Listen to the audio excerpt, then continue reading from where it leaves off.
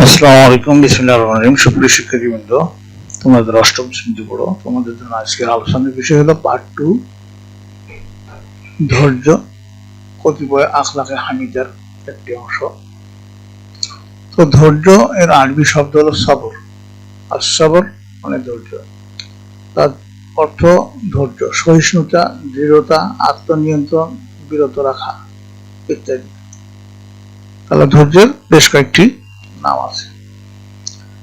ইসলামী শরীয়তের পরিভাষায় জীবনের সকল ক্ষেত্রে মহান আল্লাহর উপর ভরসা করে সহিষ্ণুতার সাথে আল্লাহর বিধান মোতাবেক সকল কর্তব্য পালন করাকে ধৈর্য বলে। তাহলে ধৈর্য কাকে বলে এটুকু লিখলে হবে।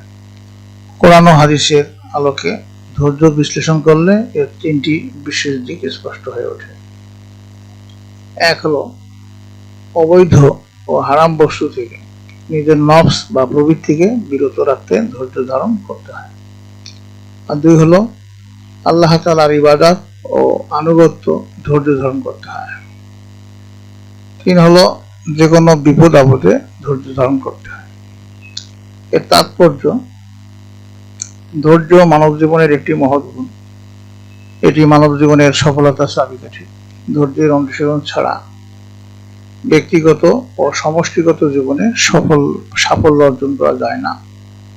ধৈর্য ধারণ করা খুবই কঠিন কাজ, তথাপি সমাজের মানুষের কল্যাণের জন্য তা করা অপরিহার্য।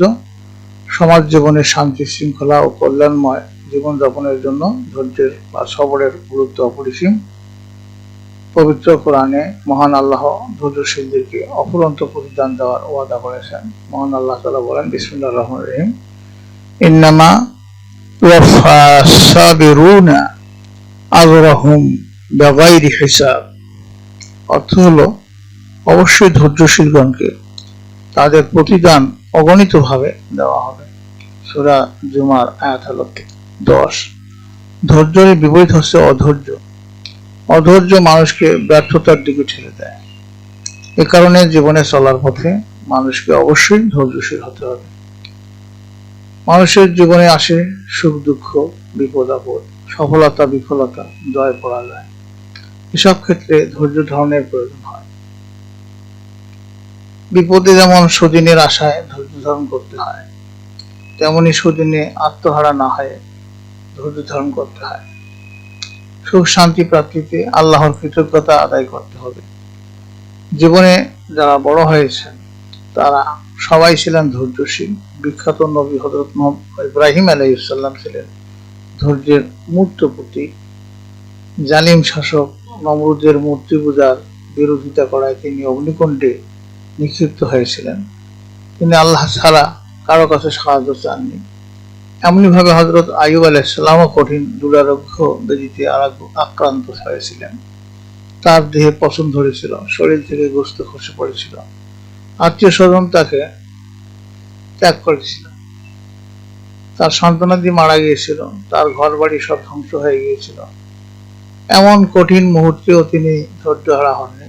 আমাদের নবী হযরত মুহাম্মদ সাল্লাল্লাহু আলাইহি সাল্লাম ধৈর্যের চরম পরীক্ষায় উত্তীর্ণ হয়েছিলেন। তার ধৈর্য ছিল অতুলনীয়। তাকে হত্যার ষড়যন্ত্র করা হয়েছিল, তবুও ধৈর্য হারাননি।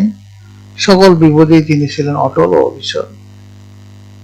শরীয়তের বিধান পালন করতে ধৈর্যের প্রয়োজন হয়।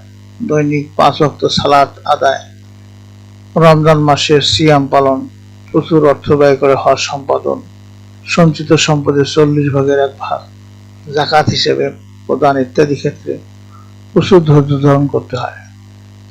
এমনইভাবে ব্যক্তিগত, সামাজিক, রাষ্ট্রীয় জীবনের বিভিন্ন স্তরে ধৈর্য ধারণের ভূমিকা খুবই গুরুত্বপূর্ণ। আমরা সকল বিপদ আপদে ধৈর্য ধারণ করব। বিপদ থেকে মুক্তির জন্য আল্লাহ তাআলার কাছে দোয়া করব। আমরা ধৈর্যশীল হব। কেমন প্রিয় শিক্ষার্থীবৃন্দ, তোমাদের কাজ হলো তোমরা কয়েকটি দলে ভাগ হয়ে ধৈর্য ধারণের সুফলগুলো একটি তালিকা তৈরি করবে এবং তা উপস্থাপন করবে। নেক্সট ক্লাসে আমরা পার্ট 3 নিয়ে আলোচনা করব, ভ্রাতৃত্ব। তো তোমাদের সার্বিক মঙ্গল ও সুস্বাস্থ্য কামনা করে আজকে এখানে বিদায় নিচ্ছি। খোদা হাফেজ।